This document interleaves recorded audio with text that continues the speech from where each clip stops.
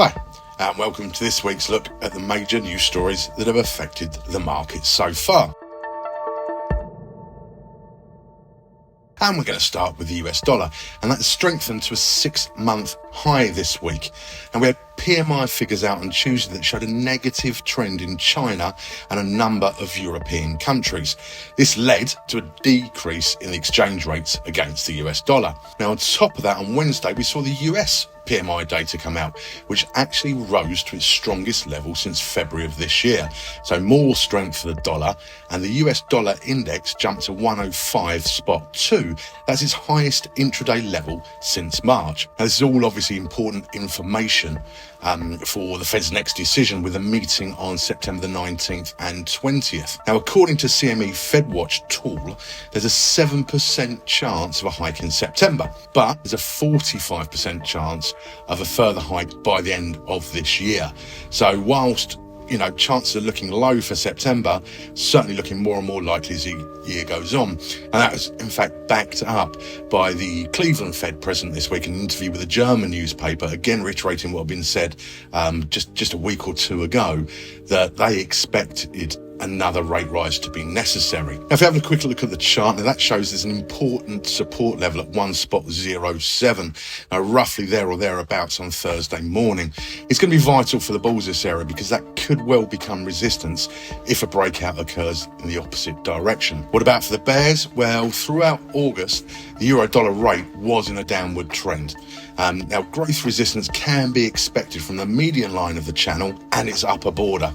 It's worth noting that 1.0838 is going to be seen as local resistance in the coming days and weeks. So, a bit of entertainment coming with US dollar. I think we need to keep our eyes on the economic figures. They're clearly, being quite a driver for currencies at the moment.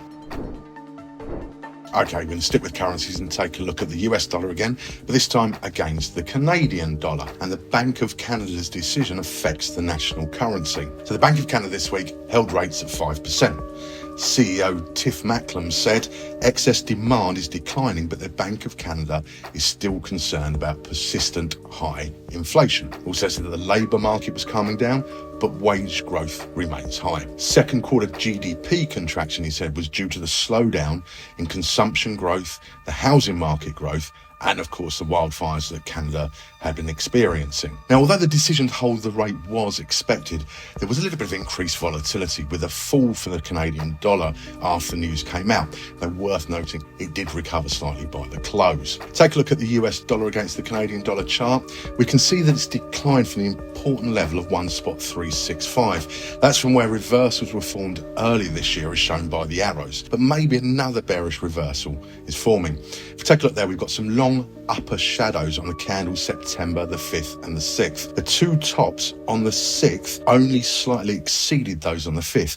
Now, that may well indicate there's demand exhaustion and bear traps in place. However, dollar CAD is in an uptrend. That's the blue channel, and we can't rule out resistance at 1.365, causing a rollback within that channel, thus testing the lower boundary. So, it's an interesting time. Clearly, whilst expected, the Bank of Canada decision caused a bit of additional volatility. And I think that's going to be a common theme as we move through the next few weeks, additional volatility. So don't forget your risk management techniques. Okay, we're going to switch our attention now to indices, and one we don't often look at, but that's the Nikkei 225 has reached the psychological level of 33,000. Now, 2023 is Japan's stock market in a bullish trend, which we can see on the blue channel on the chart. Of course, they've got ultra loose monetary policy compared to most of the other big nations around the world, but the cheap yen is helping Japanese companies. That's because they are primarily export orientated. GDP in the second quarter was up 2% year on year. It's obviously a time when GDP is contracting in a lot of other marketplaces. Since the start of this year, the Japanese stock market is up about 28%. And Tuesday the 5th, it closed above that 33,000 level. That led one Daiwa strategist to predict a steady march up to 35,000. So what are we looking at happening in the coming weeks? Well, look at bearish viewpoints. 33,000 psychological resistance, and the price was down Thursday morning. The doji candle on the 6th was showing uncertainty in terms of confidence in the market participants. We look at the chart line, One was built on the highs of the summer, and this can also provide some resistance for an upwards movement. So certainly some bearish interest there. But what about the bulls? Well, line one is an element also of flag technical analysis pattern. Now, if that works, then we could expect its breakdown and continuation of the 2023 trend. And we go back to the Daiwa Strategies prediction 35,000. How likely that will be may well depend on the depth of a rollback that is looming on the chart. And we've seen the start of on Thursday morning. But certainly, comparatively, 28% increase in the stock market. Japan looking reasonably healthy. Time to turn our attention towards individual stocks now.